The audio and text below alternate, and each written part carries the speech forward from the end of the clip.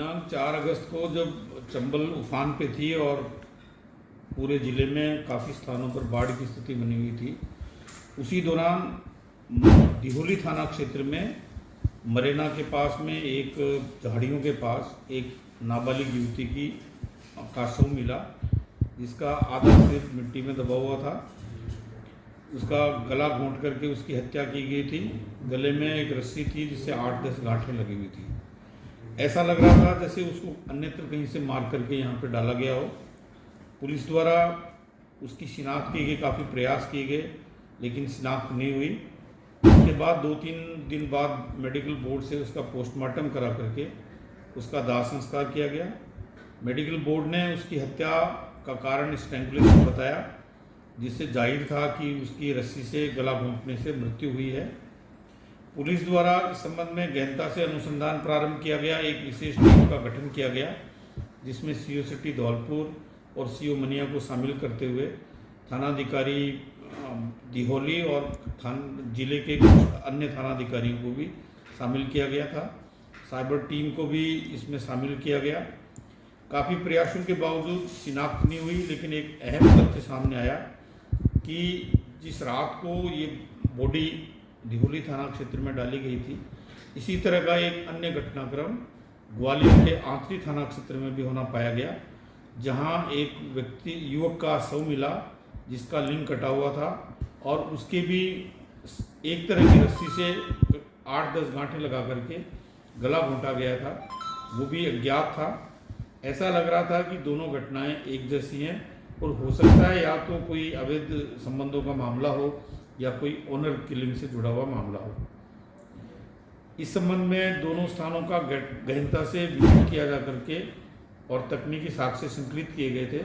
Cyber team ये जानने की कोशिश में थी कि कहीं ऐसा तो नहीं है कि कोई ऐसा व्यक्ति हो जिसकी दोनों घटनास्थलों पर मौजूदगी हो, जिससे कोई अहम साक्ष्य मिले और मामले का खुलासा हो, लेकिन ऐसा कुछ मिला नहीं। इसी दौरान युवती की और उस युवक की लाश की शिनाख्ती के लिए काफ़ी प्रयास किए गए, प्रिंट और इलेक्ट्रॉनिक मीडिया के माध्यम से भी, और पूरे उत्तर प्रदेश, मध्य प्रदेश और राजस्थान के जो भी सीमावर्ती ज़िले थे उनमें मुस्तैदी कराई गई। व्यक्तिगत तौर पे भी थानों पर संपर्क करके ये जानने की कोशिश की गई कि कहीं कोई ऐसा मिसिंग पर्सन, युवती या किसी की किडनैपिंग जैसा कोई मामला तो दर्ज नहीं है। लेकिन काफ़ी समय बाद ये जानकारी में आया कि सिरसागंज थाने में एक उत्तम नाम के व्यक्ति की मिसिंग रिपोर्ट दर्ज है और उसके कुछ दिनों बाद 12/8 को उसका 364 आईपीसी के अंतर्गत आपराधिक प्रकरण भी दर्ज है। सूचनाएं सिरसागंज पुलिस स्टेशन को ये जो शव मिला था लड़की का, उसके फोटोग्राफ्स और जो ग्वालियर के आंतरी थाना इलाके में युवक की लाश मिली थी वो भी भेजे गए थे, लेकिन उन्होंने इस ओर कोई उस समय तक विशेष ध्यान नहीं दिया। जो सिरसागंज थाने पर उत्तम के अपहरण के संबंध में प्रकरण दर्ज हुआ, उसमें उनके द्वारा एक अभियुक्त की गिरफ्तारी भी की गई, जिसमें उसने कन्फेस किया कि हमने लड़की और लड़के को मार दिया है और यमुना में डाल दिया है। काफ़ी समय तक वो रिमांड पर भी रहा, लेकिन उसने ये खुलासा नहीं किया कि उन्होंने लड़के की लाश आंतरी इलाके में और लड़की को दिहोली थाना क्षेत्र में डाला है। इस तथ्य की जानकारी जिला पुलिस को भी नहीं दी गई थी। कुछ दिनों बाद फिर एक अन्य अभियुक्त को गिरफ्तार किया गया और उससे भी काफ़ी दिनों तक प्रयास किया जा रहा था पूछताछ करने, लेकिन उसने भी कोई खुलासा नहीं किया। इसी दौरान जिला पुलिस उस मृतक युवती की पहचान में लगी हुई थी और एक बार पुनः सारी सूचनाएं संबंधित थानों को पुनः प्रेषित की गई। वो सूचनाएं जब सिरसागंज थाना अधिकारी को सामने आई तो उनको लगा कि जो मृतका और मृतक व्यक्ति है उसकी पहचान उन लोगों से मेल खाती है, उसकी फोटो, और उन्होंने थाना दिहोली पर संपर्क करके इस पूरे घटनाक्रम की जानकारी ली गई। जब उनको जानकारी मिली तो उनको लगा कि ये संभव है कि युवती और जो युवक मिला है वो नेहा और उत्तम दोनों हों, इसलिए उन्होंने जो गिरफ्तार शुदा मुलजिम थे उसको लेकर के कल दिहोली थाने पर आए।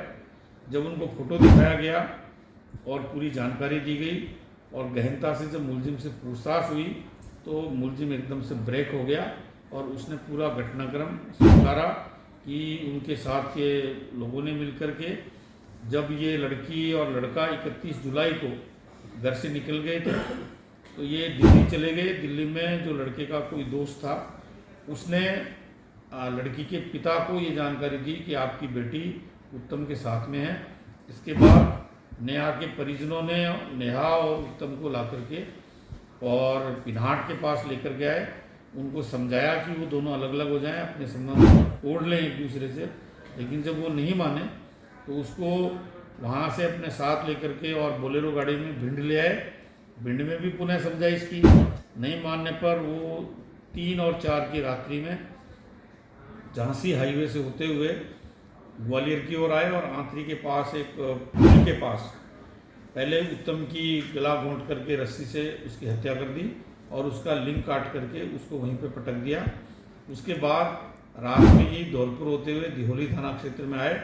बारिश हो रही थी और उसी दौरान उन्होंने युवती की भी हत्या करके रस्सी से गला घोंट के उसको मार दिया और उसकी झाड़ियों के पास डेड बॉडी को पटक दिया और वहाँ से चले गए। उनका ये प्लान था कि घटनास्थल सिरसागंज काफ़ी दूर है और एक लड़के का शव उन्होंने आंतरी में डाला और दूसरी लड़की का शव दिहोली थाना क्षेत्र में डाला। उन्होंने ये उम्मीद की थी कि कभी आपस में इन घटनाओं का कोई तारतम्य जुड़ेगा नहीं और ये सदैव के लिए ब्लाइंड केस होगा। लेकिन नियति ने अपना रंग दिखाया और ये ताने बाने जुड़ते गए और इस पूरे प्रकरण का जो एक ऑनर किलिंग का सनसनीखेज मर्डर का हत्या मामला था, इसका खुलासा हुआ। और ये पहल धौलपुर पुलिस की रही कि उन्होंने जो ब्लाइंड केस था लड़की के मर्डर का, उसके खुलासे में जिस तरह के प्रयास किए उससे न केवल वो केस खुला बल्कि आंतरी में जो युवक का शव मिला था वो केस भी वर्कआउट हुआ और एक उत्तर प्रदेश राज्य से संबंधित ऑनर किलिंग के एक बड़े सनसनीखेज प्रकरण का खुलासा। सर कुल कितनी गिरफ्तारियां हो चुकी हैं, अभी कितने और आरोपी बाकी हैं? इसमें सिरसागंज पुलिस द्वारा अभी तक 2 लोगों को गिरफ्तार किया गया है और इसमें काफ़ी लोगों की अभी गिरफ्तारी शेष है।